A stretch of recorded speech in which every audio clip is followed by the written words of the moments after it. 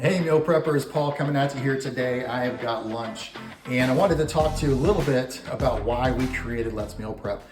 Do you ever stress out over lunch? Are you watching this video right now thinking, what am I gonna eat for lunch? I'm stuck at work. I don't wanna go out with the crew because I know they're gonna get fast food again. It's just hard to maintain your fitness goals when you're not prepared for lunch, and it creates a lot of stress. That's one reason why we created the Let's Meal Prep app, and the one reason we got started with meal prep 10 years ago.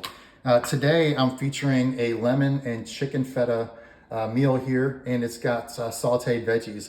By the time we chopped and sauteed these veggies, this chicken was done. We just topped it with feta and basil, and that gives just 4 servings.